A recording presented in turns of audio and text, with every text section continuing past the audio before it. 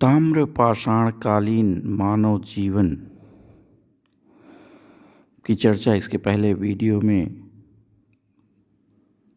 किया था, जिसमें बताया था कि ताम्रपाषाण संस्कृति उसे कहते हैं जिसमें तांबे और पत्थर के दोनों के उपयोग किए जाते रहे हों। इस संस्कृति के क्षेत्र के हिसाब से इसका विभाजन मैंने 4 भागों में बताया था। पूरे देश के 4 हिस्से करके, जहाँ पर इस तरह की संस्कृति मिलती है, और उसमें से कायथा की संस्कृति के बारे में पहली बार बताया था। आज इस वीडियो में हम जानेंगे अहाड़ या बनास की ताम्रपाषाणिक संस्कृति।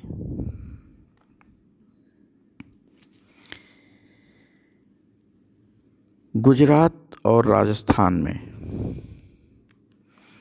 जिस समय सिंधु सभ्यता या हड़प्पा सभ्यता का अस्तित्व बना था, उसी समय दक्षिण पूर्वी राजस्थान में अरावली पर्वत श्रृंखला के पश्चिम तरफ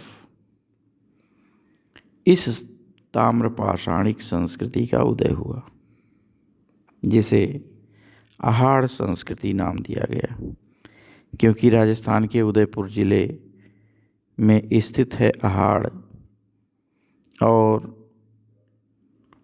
1954-55 ईस्वी में रतन चंद्र अग्रवाल ने इसको उत्खनित कराया और इस संस्कृति को प्रकाश में लाया।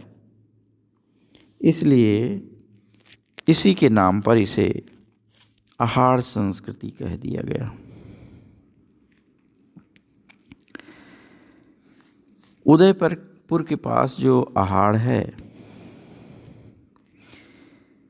इसे लोग धूलकोट के नाम से भी जानते हैं। धूलकोट, तो धूलकोट की संस्कृति भी इसी है। तीसरा इसका नाम और भी है, ताम्बवती। तो अहाड़ संस्कृति, धूलकोट या ताम्बवती, तीनों संस्कृति एक ही है।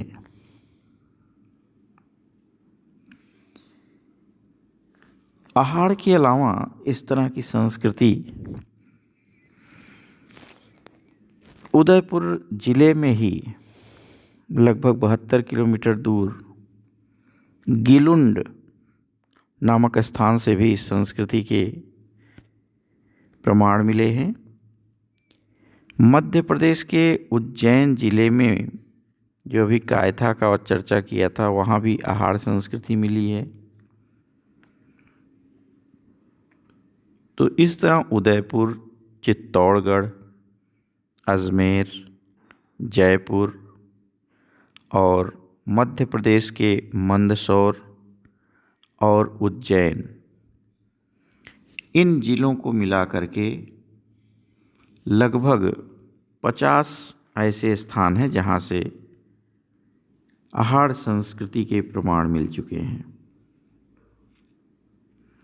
वैसे सबसे अधिक राजस्थान में बनास और उसकी सहायक नदियों की घाटियों में ही स्थित है, इसलिए इसे ज़्यादा बनास संस्कृति भी कहा जाता है।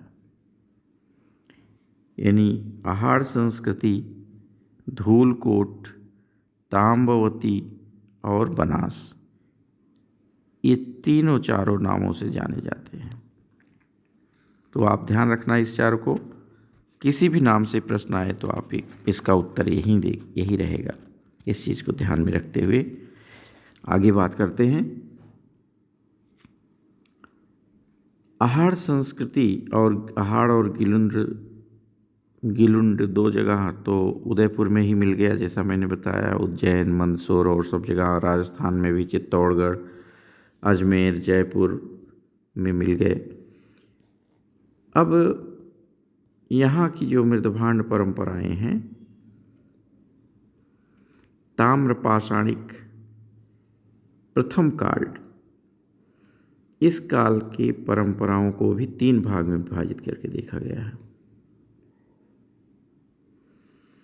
उदयपुर जिले के जो आहार संस्कृति है वो लगभग 500 मीटर लंबाई और 275 मीटर चौड़ाई में फैली हुई थी और इसकी ऊंचाई लगभग 12.5 मीटर थी। ये टीले के रूप में थी जिसको खोदा गया, बाद में पहचान किया गया, जाना गया। तो आहार की जो ताम्र पाषाणिक संस्कृति है, यहाँ के लोग कई तरह के पात्र बनाते थे। इनको 7 भागों में बांट सकते हैं। 7 तरह के पात्र परंपराएं। इसमें से सफ़ेद रंग या श्वेत रंग के चित्रित कृष्ण लोहित पात्र परंपरा को आहार संस्कृति की विशिष्ट मृदभांड परंपरा के रूप में जाना जाता है। यानी यहाँ की जो विशिष्ट आहार संस्कृति जिसे हम माने, वहीं मानेंगे जहाँ पर चित्रित कृष्ण लोहित पात्र परंपरा हो और उस पर सफ़ेद रंग से या श्वेत रंग से चित्रित हो और जिन पर ज्यामितीय आकृति बना दी गई हो। अब देखते हैं, जैसे पहले उपकाल को कई भागों में बांटा गया, तो आ बा सा 3 भाग में हम इसे देख लें। पहले भाग में आ काल में कहें कि दूधिया स्लिप वाली पात्र परंपरा है, जो बा से नहीं मिलते इसी संस्कृति के। यानी एक खास लेयर है जहाँ से उस स्तर से ही प्राप्त होते हैं ये सब। अब इस काल की अन्य पात्र परंपराओं में और भी जो बर्तन मिलते हैं जिसे हम विशिष्ट नहीं कहेंगे, विशिष्ट तो हमने एक भी बताया, कृष्ण लोहित और सफ़ेद चित्रण। उसके अलावा भी है जैसे पांडु रंग का, गेरुए रंग का जो कायथा में मैंने बताया था, चमकीली धूसर पात्र परंपरा, चमकीली धूसर पात्र परंपरा, लाल रंग की मृदभांड परंपरा, कृष्ण लोहित पात्र परंपरा में हम जब देखते हैं तो सबसे अधिक कटोरे मिलते हैं। धूसर वाले जो पात्र परंपरा है उसमें गोल आकार के घड़े, तसले, आधार वाली तस्तरियाँ, जिसे साधार तस्तरी कहते हैं, जो हड़प्पा सभ्यता में दिखाई देती है, वहाँ से यहाँ भी दिखाई देती है साधार तस्तरी या आधार वाली तस्तरी, और ढक्कन मुख्य रूप से मिलते हैं। यहाँ की जो लाल रंग की पात्र परंपरा है उसमें घड़े, कटोरे, तस्तरियाँ और साधार तस्तरियाँ हैं। ये इतने तरह के बर्तन तो आ कैटेगरी में मिलते हैं। हमने आ ब स 3 में बांटा है, तो ये आ तरह के हैं। बा की बात करें, बा के उपकाल में करें, दूधिया प्रलेप से युक्त और पांडुरंग की पात्र परंपरा अब नहीं दिखाई देती, बाकी और सब चलती रहती हैं। यानी पहले वाले में से हम केवल 2 तरह का हटा दें, दूधिया और पांडु। बाकी जो आते हैं, कृष्ण लोहित पात्र परंपरा है, लाल रंग की परंपरा है, ये सब चलती है यहाँ पे। इस काल में पात्र परंपराओं में पत्थर के बड़े बड़े घड़े मिलते हैं, पत्थर के घड़े, स्टोनवेयर बड़े बड़े। इसके अलावा साधार तस्तरियाँ, थालियाँ, गहरे और कोंखवालदार कटोरे, सादे खरांचेदार खोखले आधार वाले कटोरे, गोलाकार बर्तन, यह सब मिलते हैं।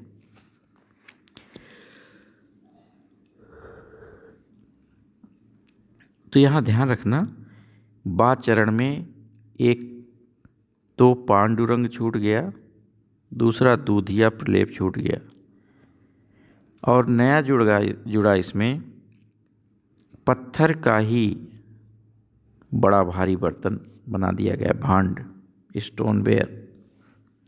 अब तीसरे चरण की बात करें तो इसमें लाल रंग की पात्र परंपरा के अलावा चित्रित कृष्ण लोहित पात्र परंपरा, कृष्ण लोहित रुक्ष लाल पात्र परंपरा, लाल रंग की चमकीली पात्र परंपरा आराम से देखा जा सकता है, स्पष्ट रूप से देखा जा सकता है। इस काल में पत्थर के बर्तन नहीं मिलते। पत्थर के बर्तन केवल बाक्स खंड में मिलते हैं, आ वाले में नहीं, बा में ही मिलते हैं, सा में भी नहीं मिलते।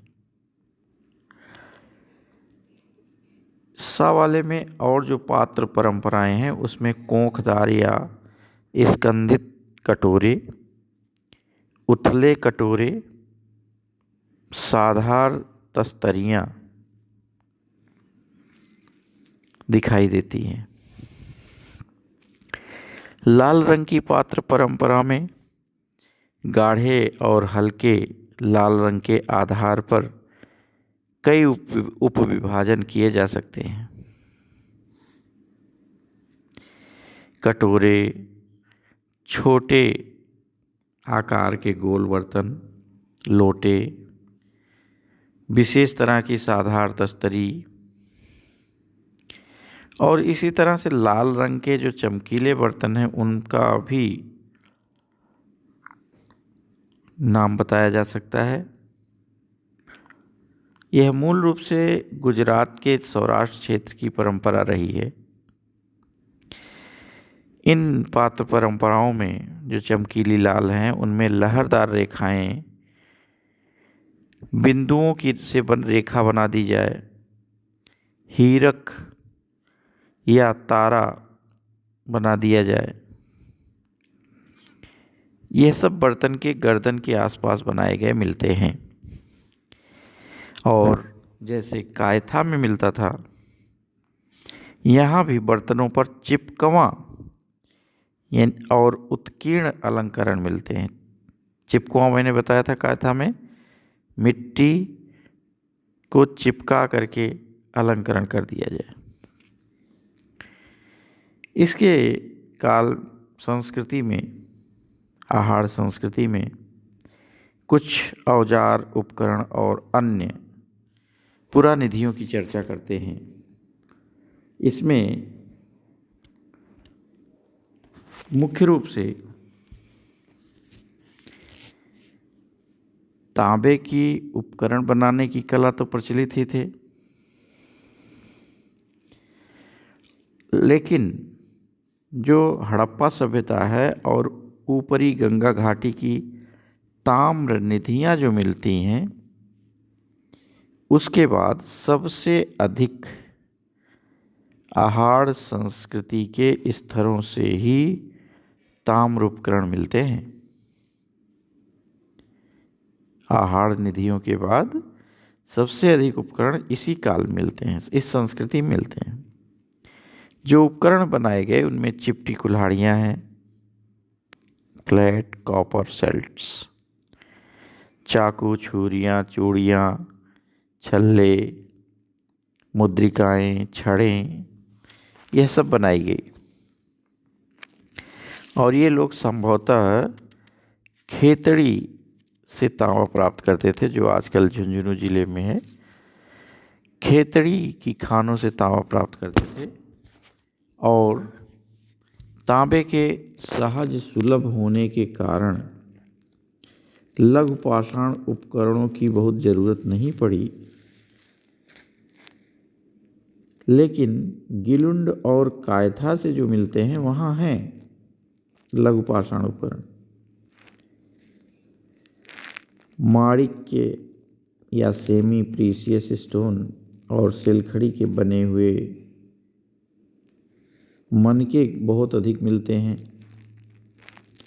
आहाड़ और गिलुंड के जो मनके हैं, इनके ऊपर ज्यामितीय अलंकरण किया गया। इसके अलावा पशु पक्षियों की भी आकृति बनाई गई। लंबे सींग वाले बैल और तरह तरह के सिर वाले गोटे गेम्समैन हड़प्पा परंपरा के जैसे दिखाई देते हैं।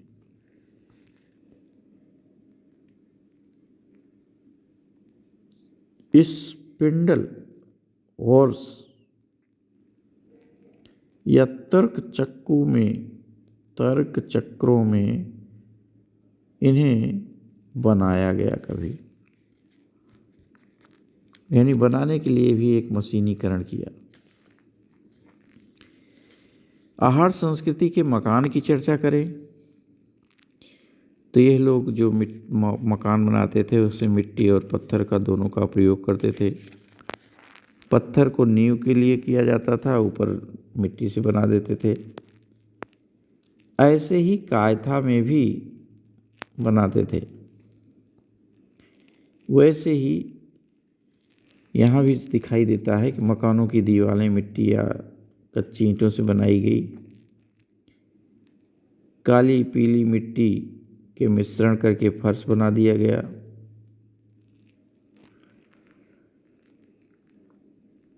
यहाँ कुछ मकान बहुत बड़े बड़े होते थे, ऐसा दिखाई देता है।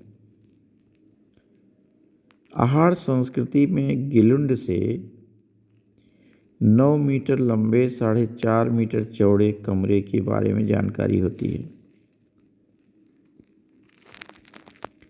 यहाँ लगभग 11 मीटर लंबी एक दीवार भी दिखाई देती है। और आहार के जो मकान बने उनमें चूल्हे भी बहुत हैं, बड़े बड़े हैं। एक मकान में तो 6 चूल्हे एक लाइन से बने हुए, एक कतार में बने हुए मिले हैं। कुछ मकानों में देखा गया कि सिलबट्टे जो होते हैं वे भी हैं। क्वार्टजाइट और बलुआ पत्थर से निर्मित इन सिल लोढ़ों से अनाज को पीसते थे।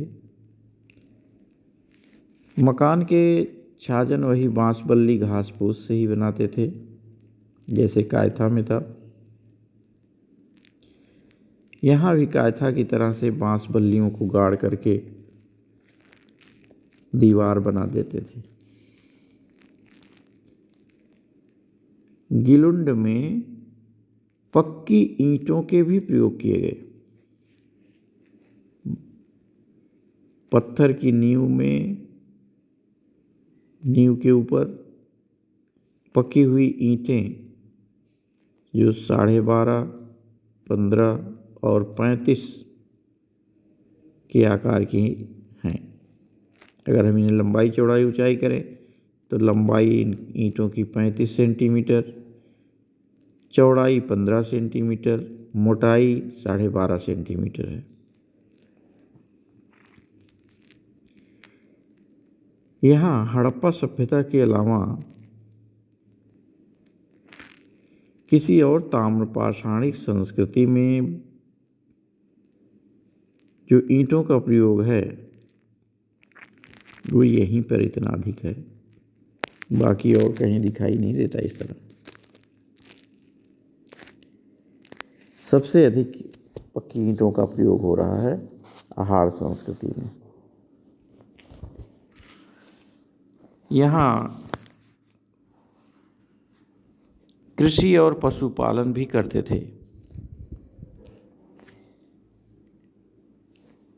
यहाँ से धान की भूसी के अवशेष, पुआल की छाप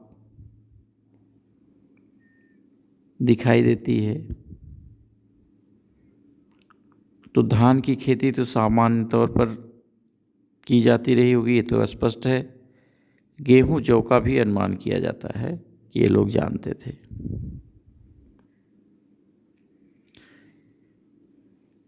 यह इसलिए महत्वपूर्ण भी है कि यहाँ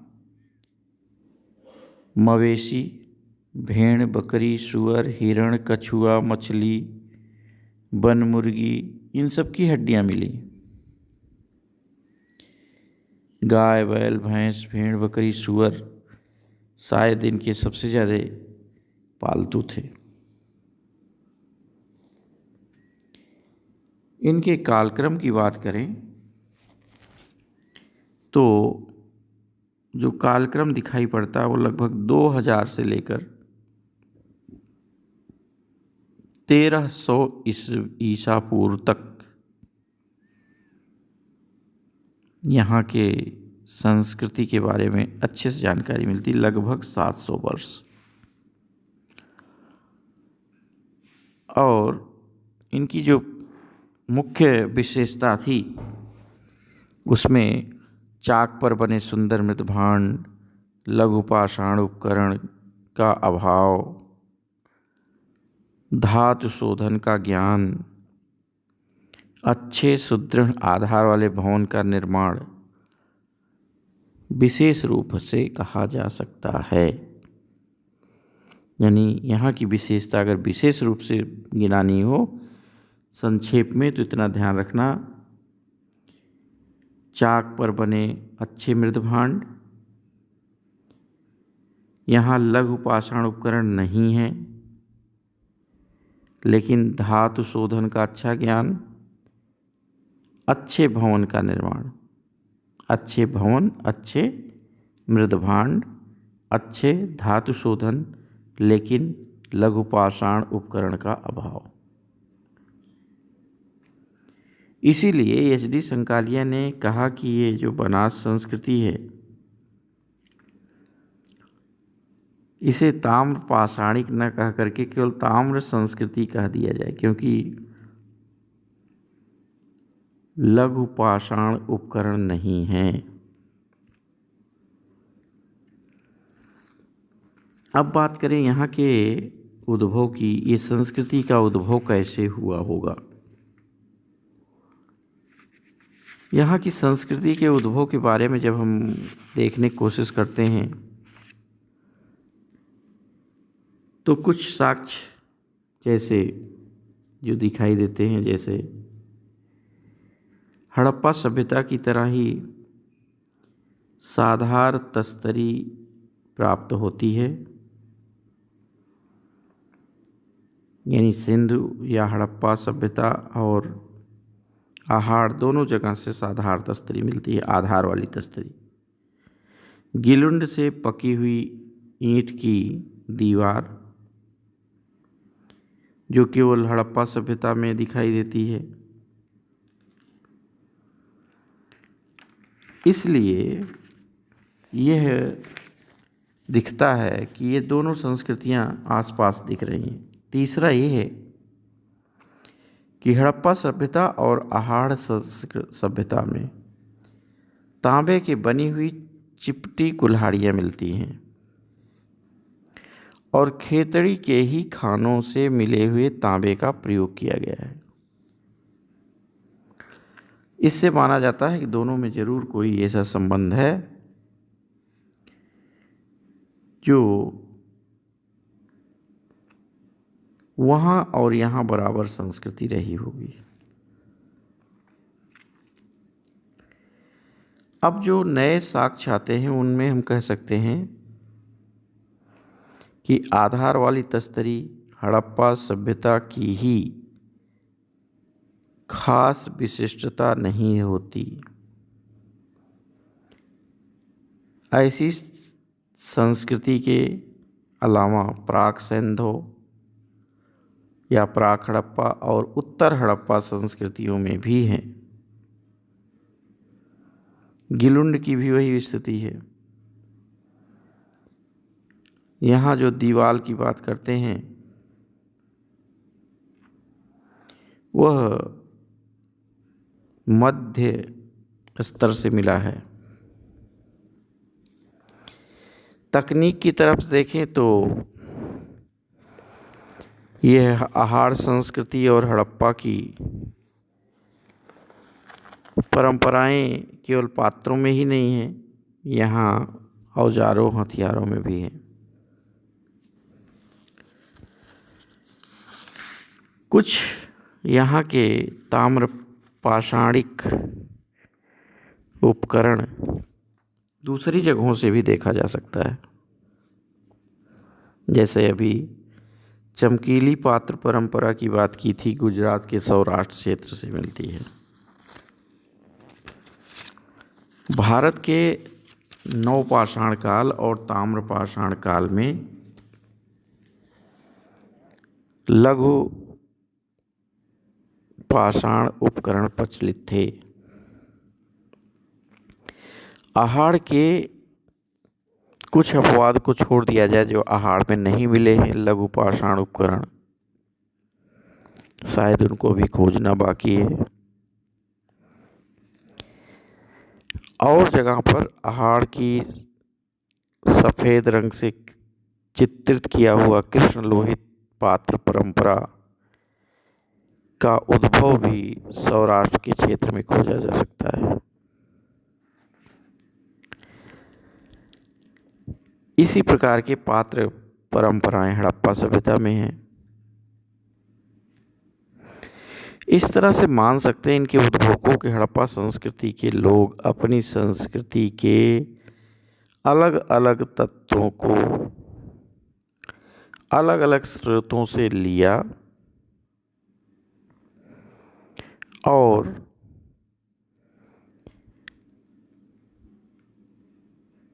इस तरह से उसे अपने ढंग से बनाया।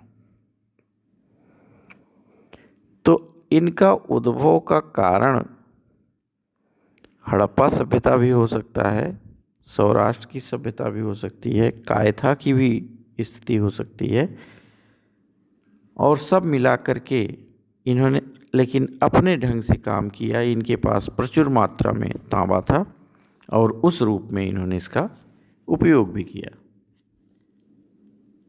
तो यह एक अच्छी संस्कृति दिखाई पड़ती है। आज इतना ही।